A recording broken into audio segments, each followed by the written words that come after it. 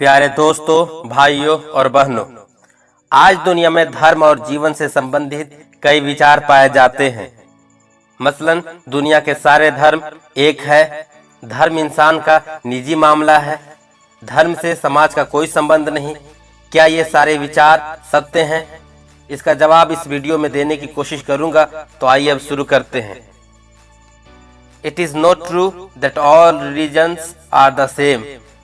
यह सत्य नहीं कि सारे धर्म एक हैं। कभी इंसान समझ बैठता है कि हकीकत में गॉड अकेला तथा बहुत ताकतवर है, बट उस तक पहुंचने के लिए अलग अलग रास्ते हो सकते हैं। यह गॉड तक पहुंचने का आइडिया उसके दिमाग में ऐसा चित्र बनाता है मानो गॉड किसी ऊंची चोटी पर है। उस तक पहुंचना किसी एक रूट पर डिपेंड नहीं है। इंसान जिस तरफ और जिस रास्ते से चाहे अपना सफर शुरू कर दे, उस चोटी तक पहुंच जाएगा। बट एक पॉइंट से दूसरे पॉइंट तक स्ट्रेट लाइन एक ही हो सकती है। यदि इंसान ईश्वर को संसार का बनाने वाला मानता है, तो यह भी मानना पड़ेगा कि ईश्वर शासक भी है और शासक के आज्ञा पालन का नियम और कानून एक ही हो सकता है। Religion is not just a private matter. धर्म केवल निजी मामला नहीं। कोई समझ बैठता है कि ईश्वर भक्ति और पूजा इंसान की अपनी प्राइवेट बात है। एक इंसान को अपने बिहेवियर से अपने ईश्वर की पूजा करके अपनी आत्मा को सेटिस्फेक्शन करना चाहिए। सोसाइटी को इससे कोई लेना देना नहीं। यदि सोसाइटी को और ह्यूमन फ्रेटर्निटी यानी इंसानी बिरादरी को शैतान के हवाले करके और अपने ही भाइयों को नरक और विनाश की ओर जाता हुआ छोड़कर, बल्कि उन्हें तड़पते और बिलखते हुए देखकर भी सिर्फ अपनी आत्मा की संतुष्टि की खोज करना क्या सेल्फिशनेस या खुदगर्जी नहीं है? एक इंसान सोसाइटी का एक पार्ट होते हुए पूरे सोसाइटी से हार्दिक और व्यवहारिक तरीके से अनकनेक्टेड यानी अलग नहीं रह सकता। और सोसाइटी में शांति के बिना किसी एक इंसान की शांति पॉसिबल नहीं हो सकता। एक इंसान को शांति उसी वक्त मिल सकती है जब उसका सोसाइटी शांति के रास्ते पर चल रहा हो। जब पूरे सोसाइटी में उथल पुथल और बेचैनी हो, तो किसी सेल्फिश इंसान के लिए यही एक सॉल्यूशन रह जाता है कि वह सोशल रिस्पॉन्सिबिलिटीज यानी सामाजिक जिम्मेदारियों से भागकर किसी जंगल में निकल जाए।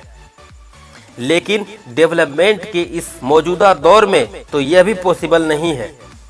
गॉड और उसकी उपासना और बंदगी को सोसाइटी और उसके मामलों से अलग कर देना और रिलीजन को इंसान का एक प्राइवेट मामला बना देने का नेचुरली और मैंडेटरी रिजल्ट यानी अनिवार्य परिणाम यही होता है कि सोसाइटी के नेक और भलाई को पसंद करने वाले लोग बुराई से घबराकर अपनी आत्मा की शांति और मुक्ति की चिंता में सोसाइटी से अलग हो जाते हैं। और बुराई के शैतान को खुली छूट मिल जाती है कि ईश्वर के बंदों को कीचड़ में बिल्कुल ही लथपथ कर दे।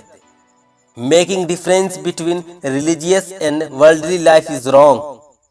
धार्मिक और सांसारिक जीवन का अंतर गलत है।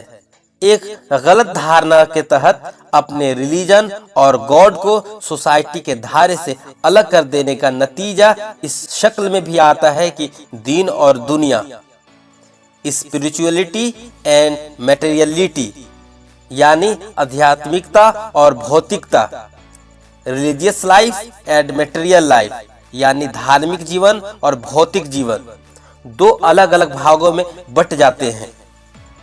एक ही इंसान जब पूजा स्थल पर जाएगा तो बिल्कुल ही नेक और ईश्वर भक्त बनकर, और जब वो संसार के कामों में हिस्सा लेगा तो पक्का दुनियादार बनकर। फिर यही चीज आगे बढ़कर यह रूप धारण कर लेती है कि एक अच्छे ईश्वर भक्त का दुनिया और उसके मामलों में इंटरेस्ट लेना, चाहे वह इंटरेस्ट बिगड़ी हुई दुनिया को सही रास्ते पर लाने के लिए ही क्यों ना हो, एक खराब काम समझा जाने लगता है जिसे कोई भी पसंद नहीं करता है।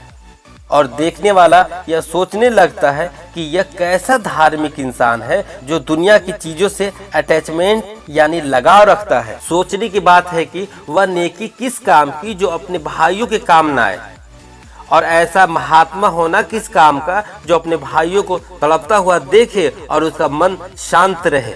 दूसरी की भलाई अगर अच्छी चीज है तो सच्ची स्पिरिचुअलिटी यानी आध्यात्मिकता यह होनी चाहिए कि इंसान अपने भाइयों के बुरे अंजाम को देखकर तड़प जाए। अगर बहुत से भूखों को देखकर खुद अपना पेट भर लेना ये सेल्फिशनेस है, तो अनेकों इंसानों को मटेरियलिज्म यानी भौतिकतावाद और शैतान के चक्कर में फंसा हुआ छोड़कर खुद अपने सेटिस्फेक्शन की ही चिंता करना क्यों सेल्फिशनेस नहीं है। फिर इन लोगों की समझ में इतनी मोटी बात भी नहीं आती कि एक मनुष्य में आत्मा भी होती है और शरीर भी, जिनको अलग अलग नहीं किया जा सकता। तो सोसाइटी और उसके मामलों में यह दोनों डिफरेंट कैसे हो सकते हैं?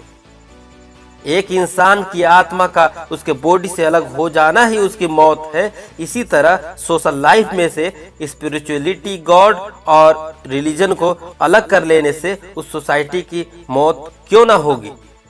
मुझे आशा है कि वह सवाल जो वीडियो को शुरू करने से पहले आपके सामने रखे गए थे, जवाब मिल गए होंगे। धन्यवाद।